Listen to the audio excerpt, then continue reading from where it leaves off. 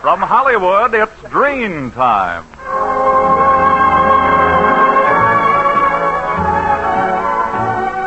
Turn it up a little, will you, Don? Sure, Danny. Ladies and gentlemen, the makers of Dream Shampoo are pleased to present The Ninth in a series of new programs written by Phil Rapp, produced by Carlton Alsop, and starring Don Ameche, Danny Thomas, and Frances Langford, who sing... Oh, it's a good day for singing a song, and it's a good day for moving along. Yes, it's a good day. How could anything go wrong? A good day from morning till night. Yes, it's a good day for shining your shoes, and it's a good day for losing the blues. Everything's a gain and nothing to lose, 'cause it's a good day from morning till night. I said to the sun, good morning, sun, rise and shine today. You know you gotta get going if you're gonna make a showing, and you know you got to ride away, 'cause it's a good day for paying your bills, and it's a good day for curing your ills. So take a deep breath and throw away your pills, 'cause it's a good day from morning till night. A good day from morning till night.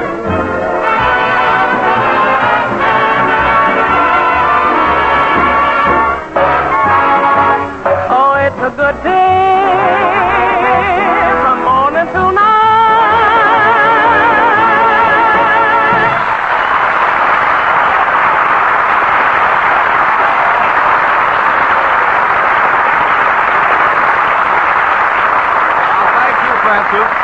For the last 8 weeks, ladies and gentlemen, Don Ameche has tried unsuccessfully to help Danny Thomas overcome his morbid fear of the microphone.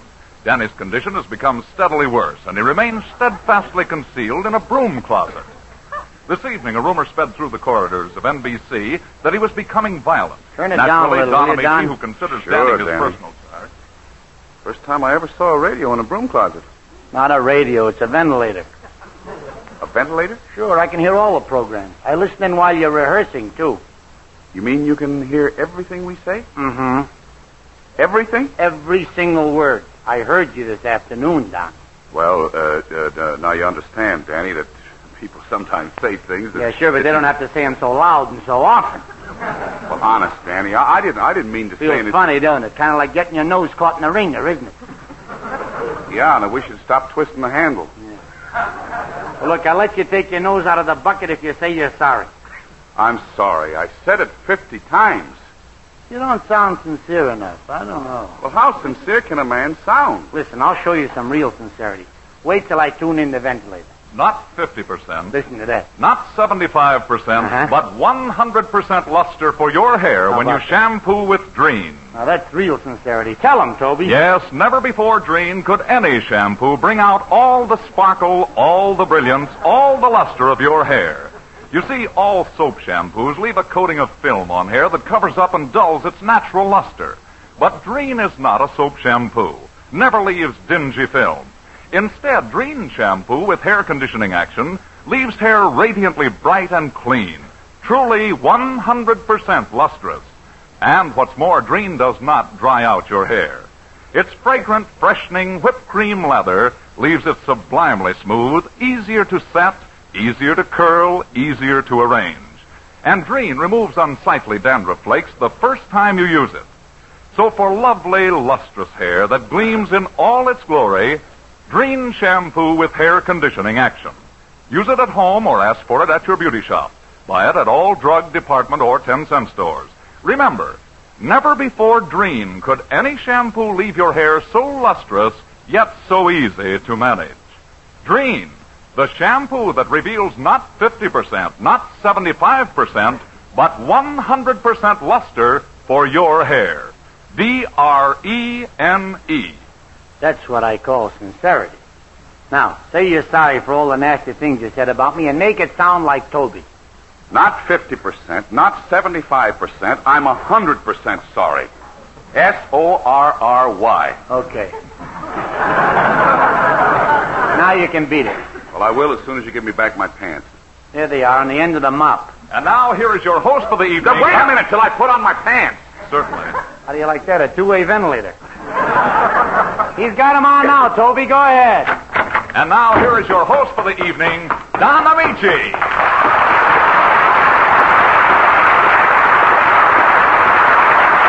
Thank you, ladies and gentlemen, and good evening. What happened to you, Don? You look like you've been through the ringer. I have, Francis. I just spent a terrible half hour in the broom closet with that maniac. What maniac? Thomas. Went down there to find out what was wrong with him, and he locked me in and stole my pants. He did? I wondered why you were wearing those seat covers. Seat covers? Well, it was dark in there. Bring him back, Ameche. Your pants don't fit the Davenport. Who's that? It's Danny Thomas. He's talking through the ventilator, and he can hear every word we say. This program gets more fantastic every week, but this week it sounds like the week after next. If you want me, I'll be in my dressing room crocheting a straitjacket. Francis. If you go past the broom closet, honey, drop in for a bucket of suds. Shut up, Thomas. Say, Don, What do you want? what kind of talk is that? Oh, I'm sorry, Carmen. I'm losing my mind here. What is it? Well, I brought a guest tonight, Mr. Gordon. He's an interior decorator. Gordon. That name sounds familiar. It should. He's been on this program 7 times now. Carmen, what do we want with an interior decorator? Well, he's going to do the house I rented, and if we advertise him a little, he might knock off a few bucks. Why don't you tell him the real reason, Carmen? What's the real reason? I do a song about it later. Somebody shut that ventilator. Get shut. Thanks. That'll keep him quiet. Now, about this interior decorator, Carmen. Excuse me, sir. Mr. Dragon, I hate to be brusque, but I'm a very busy man. Lots of places to decorate. And there's a Quonset hut on West Carmen, Avenue. why don't you tell Mr. Gordon what you want and let him run along? Well, I don't know if he can find the house, Don. We haven't put the number up yet. I'll attend to it. Pink neon numerals with a blue halo. Rampaging. Well, the house is in the middle of the block on Goober Street. You'll recognize it, because it has a very wide back porch. A wide back porch. Well, it's not exactly a back porch, because it's really on the side of the house. But our front door is at the side, so that kind of moves it around. Then it's the front porch. No, there is a front porch, but that's way around in the back. The front door is on the side, the back porch is in front, and the front porch is in the back? Depends on which way you're facing, really. Carmen, are there windows in the roof? There were 3, but we had them plastered over. Anyway, I don't think you can miss the place, Mr. Gordon. It's got a pretty vine with big yellow flowers. A vine, huh? Does it belong to the Arbutus family? No, I think the family who moved out was named Kelly. They left it there. Good-looking vine. Sure. Creeping Kelly. I'll find it. Just tell me what period the house is furnished in now, Mr. Dragon. Well, it's kind of mixed up. In the living room, we have Louis XIV. The bedrooms are Louis XII. And in the attic, you'll find Louis Delancey. Louis Delancey? My brother-in-law. He lives up there with a goat. Rather stuffy in here, isn't it? Might we have some air? Sure, I'll open the ventilator. How's that? That's fine, Carmen. Thanks. There's that Thomas again. I beg your pardon? Nothing, Mr. Gordon. Why don't you go out and decorate Carmen's house? Yes. Mr. Dragon, if you don't object, I should like to do the entire house in 18th century French. I know where you can lay your hands on a stunning bed. Yeah, but he wants a place to put his body. I beg your pardon? I didn't say anything. Yes. This is a 7-foot Louis XVI bed. Well, if you don't object, we prefer a twin bed. Why should he object? It's a pity, though. Such a beautiful bed. Louis XVI. Cut it in half and make 2 Louis XVIII. I beg your pardon? I didn't say anything. Yes. Mr. Dragon, how would you feel about Duncan pipe in your house? Oh, we can't take any more boarders unless my brother... Carmen. Duncan pipe is a style of furniture. No kidding. I thought it was a musical instrument. I beg your pardon? I didn't say anything. Let me close that ventilator. Hey, wait, Don. Don't close. How do you like that? Shuts the ventilator right in my face. Big interior decorator. What's so tough about being an interior decorator? All you need is a sense of color, taste, arrangement, design, and contrast. That's 5 senses. And what's 5 senses? Nickel. I got a quarter. I could be 5 interior decorators. Such a big thing. I bet I could decorate this broom closet to look just like the Taj Mahal. I could even decorate the Taj Mahal to look like a broom closet. Sure, I'll move the mops over here, drape the vacuum cleaner with Ameche's pants. Now, this Clorox bottle would make a nice lamp, sort of give the whole thing a touch of color, and I could use the bucket for a lampshade. No, that's a little pale.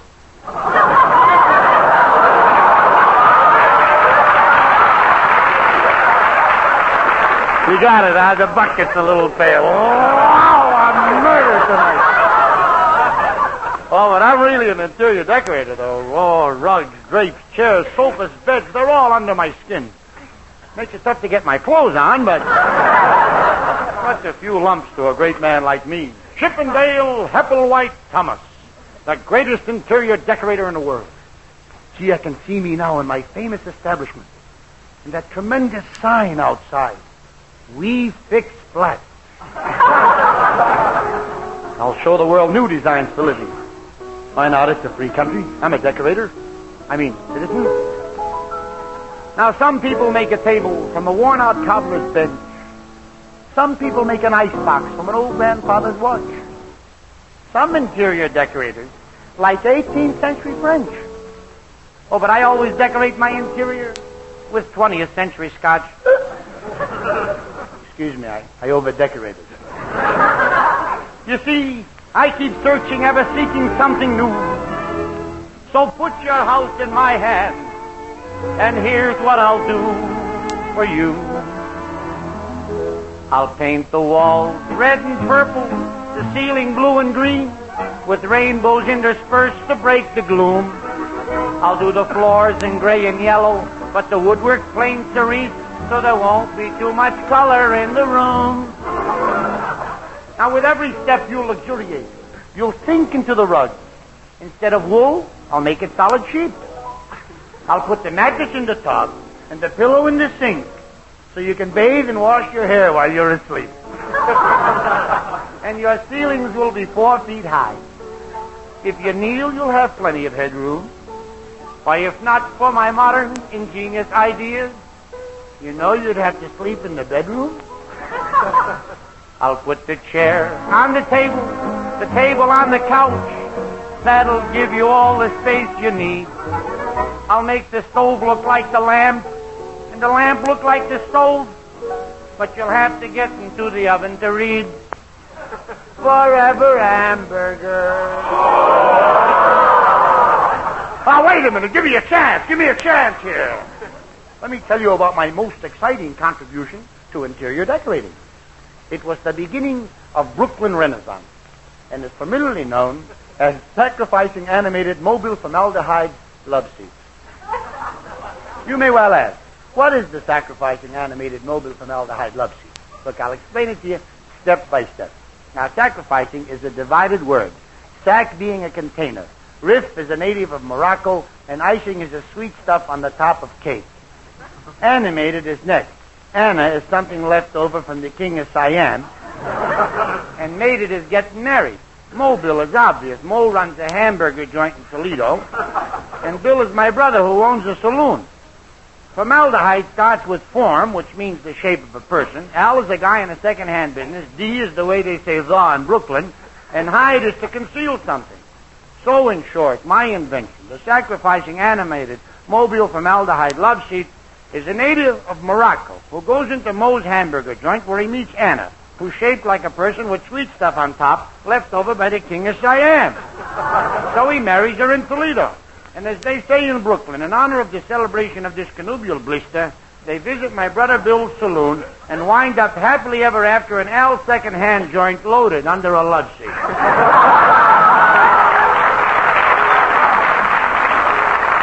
So if you need decoration, just leave it all to me, and you will have a house that's talked about. Now, I visualize the place completed. I can see myself there now. Yeah! Richard, open the door. Let me out. This place is awful. So, Jack, take me back to the shack and hack and sack on the other side of the track, 1,000 miles from Toledo, Ohio.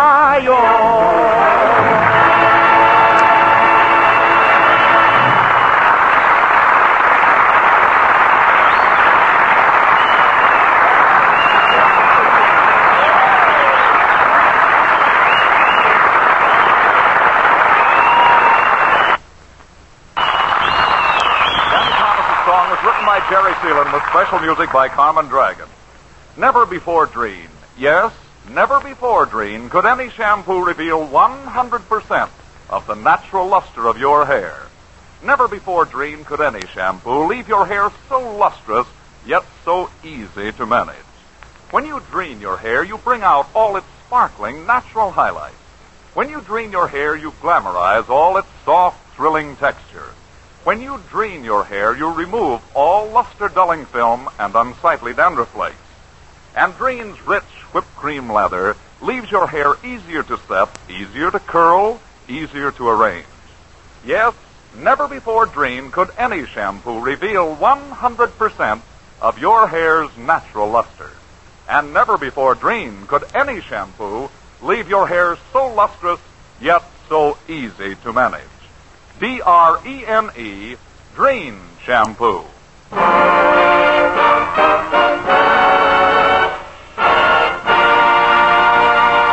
To the music of Carmen Dragon and his orchestra, lovely Frances Langford sings Temptation.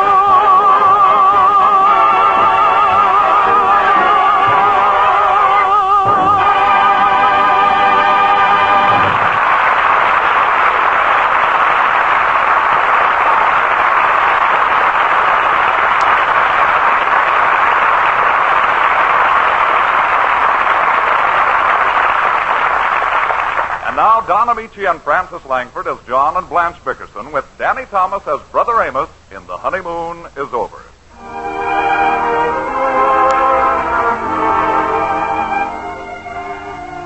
The Bickersons have retired. Mrs. Bickerson dozes in fits and starts as husband John, cursed with the rarest type of insomnia in the annals of medical history, fights another losing battle during an acute stage of his chronic malady.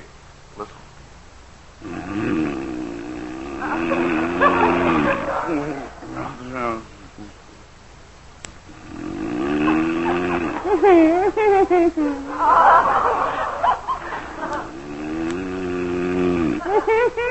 Oh, not again. John, cut it off. Cut it out, Blanche. Stop that foolish giggling. What's the matter with you? What's the matter, Blanche? You're giggling like a girl at her first party. What are you dreaming about? Party girl. What? What'd you say, Blanche? I'm just not going to stand for it. One of us is going to have to sleep in the kitchen. Take the blanket with you. I'm not moving. If you're going to snore your head off and giggle all night, get out of the bedroom. Blanche, why don't you leave me alone? I'll bet I haven't had 10 minutes sleep all night. And then I had a terrible dream. too bad. If I ever dream again that you kissed Gloria Gooseby, I'll never speak to you again as long as I live. You ought to be ashamed of yourself. Oh. What? In front of a whole room full of people, too. Blanche, have you gone crazy? Don't try to get out of it. Everybody saw you. Nobody saw me. You dreamed it. That's a pretty poor excuse, John Bickerson. I don't have to make any excuse. I didn't do anything. Can I help it if you dream I kissed Gloria Gooseby? Can she help it? I noticed she didn't try to stop you. She never tries to stop me. I wouldn't kiss Gloria Gooseby if she were the last woman on earth. I hate Gloria Gooseby. Now are you satisfied? Maybe I am, but you're going to have to explain to her husband, Leo. Explain what? There would have been an awful fight. Lucky for you, I woke up just as he came in. What are you going to do with a woman like that? You better see a psychiatrist, Blanche. That's right. Try and make me believe I'm crazy. Have me put away in an institution. Lock me in a padded cell. Nobody's going to lock you in a padded cell. Let me spend the rest of my life in a restraining sheet. Nobody to talk to, always alone. Blanche! Why don't you come and visit me, John? You're putting on this act to ruin my night's sleep. You've succeeded. My brother Amos warned me about marrying you. Amos. Believe me, I'm finding out plenty now. The things you said when I first met you. Such promises. Before you married me, you told me you were well off. I was, but I didn't know it. Good night, Blanche. We barely have enough to eat. Everybody makes a good salary except you. Why don't you get a paying job? Oh, now, don't go maligning my job. It pays fine. The minute I ask you for an extra few dollars, you jump down my throat. Listen, last month you went to the doctor 3 times. You got fitted for new glasses. You had 2 teeth pulled. $70 for your own private pleasure. You think I'm made of money? You're the one who wastes it. You throw it away on silly things. I deny myself everything. I save every nickel I can. How do I throw money away? Didn't you pay $22 for that fire extinguisher? Well, certainly. We've had it a whole year and never used it once. I'll set fire to the house in the morning. Why don't you return it and get your money back? Okay, I'll take it back tomorrow. You say it, but you won't do it. Take it back to the store now. What? Go on, get up and take the fire extinguisher back. Blanche, you must be out of your mind. It's 2:30 in the morning. Wake the man up. He has no business selling it to you in the first place. Blanche, as sure as you're born, if I take that fire extinguisher back, the house will burn down. I wish it would. I hate this pest hole. My pantry is overrun with ants. Ants in your pantry.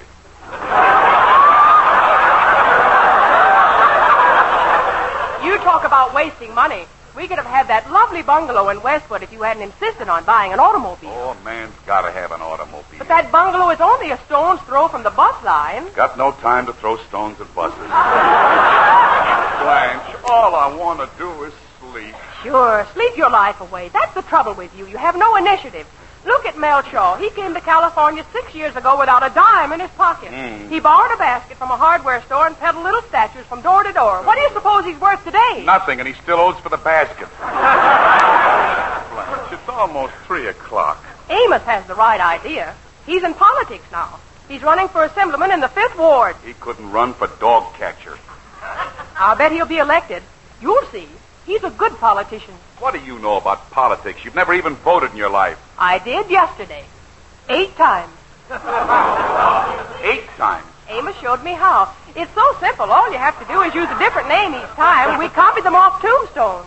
A political ghoul. Now, you stay out of that racket. Do you hear me, Blanche? I think it's a wonderful business. You ought to go into politics, John. There's a fortune in it. I read only yesterday where some senator was put in jail for grafting $100,000. Why don't you do it? Go to jail for grafting? No, be a senator or something. Maybe you and Amos could be the next governors of Georgia. Now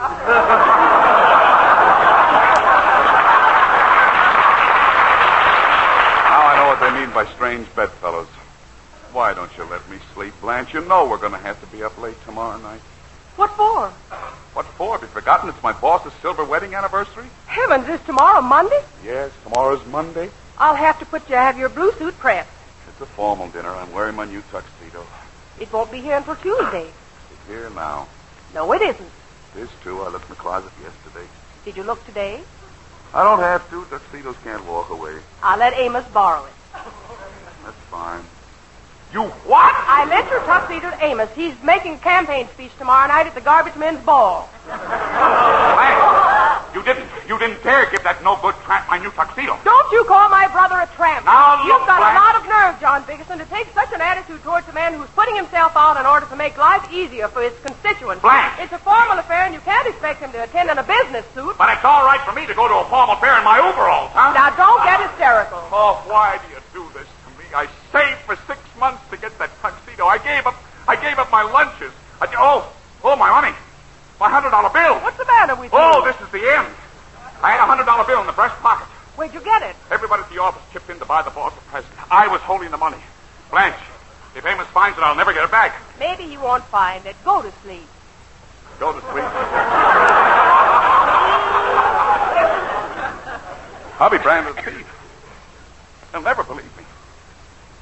I can't call him up. He'll suspect something fishy. He probably found the money. Maybe he didn't. I'll wait up all night. Can't sleep now anyway. Never sleep another wink is... Oh.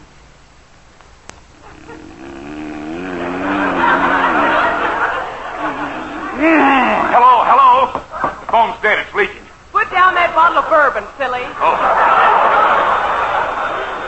Maybe it's Amos. Maybe he found the... Oh, no. Oh, put the lights on. The lights are on. You're in the closet. Oh. Hello? Jocko, this is Amos. I think he found it. Hello, Amos. Are you dressed? Why would I be dressed at 3 o'clock in the morning? Well, I figured maybe you were making a campaign speech. How's my tuxedo? Does it fit? Sure, it fits fine. I had the pants shortened a little. Uh-huh. I don't think he found it. Oh, it's a swell tuxedo, Jocko. Nice, roomy pocket. He found it. In the pants. He didn't find it. Did you try on the coat, Amos? No, I left it at the tailor's. I'm having it let out a little. What's the tailor's name? Quick. What do you want to know for? But it's the wrong coat. They gave me the wrong coat. I'll take it back and send you the right one. Oh, it's the right coat, all right, Jocko. It is, huh? You found it. What are you mumbling about? Nothing.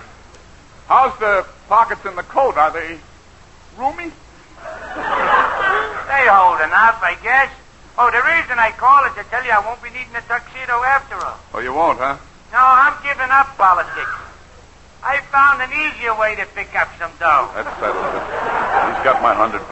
What? I was talking to Blanche. I'll pick up the suit in the morning. Okay, Jocko. Good night. Drop dead. Now what do? I don't know whether Chislett found the money or not. Won't be able to sleep. Oh, go to sleep, John. He didn't find the money. Oh, how do you know, Blanche? Because I went through the pockets before I gave him the tuxedo. Honest? Honest, did you, Blanche? Of course I did. Oh, thank heaven. You've got the $100. No, I haven't. I bought a new evening gown with it. Oh! Good night, John. Oh.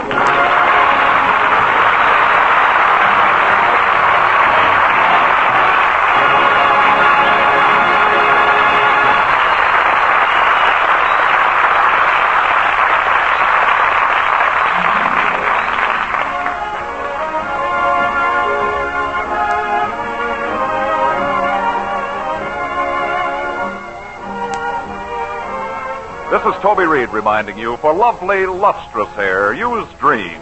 No other shampoo, only Dream shampoo with hair conditioning action leaves your hair more lustrous, yet so easy to manage.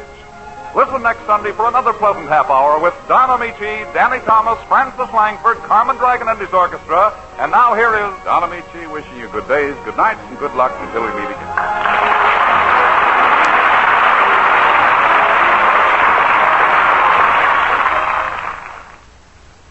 Everybody's talking about Dreft, the greatest dishwashing discovery in 2,000 years. Dreft, D-R-E-F-T, Dreft, Procter & Gamble's sudsing miracle that gets dishes so clean they shine even without wiping. Yes, it makes even glasses sparkle like jewels. Dreft simply can't leave any streaks on dishes the way all soaps do. Why, with Dreft, your nicest glassware positively shines. Dreft is kind to your hands, too. Get Dreft in the bright green package. That's D-R-E-F-T, Dreft.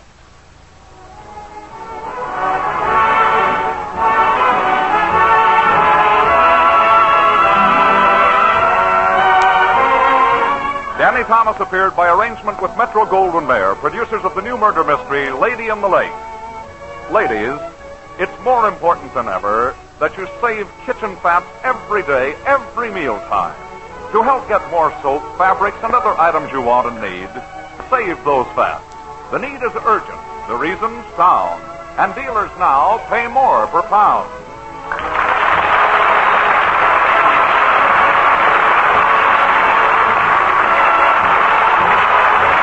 This is NBC, the National Broadcasting Company.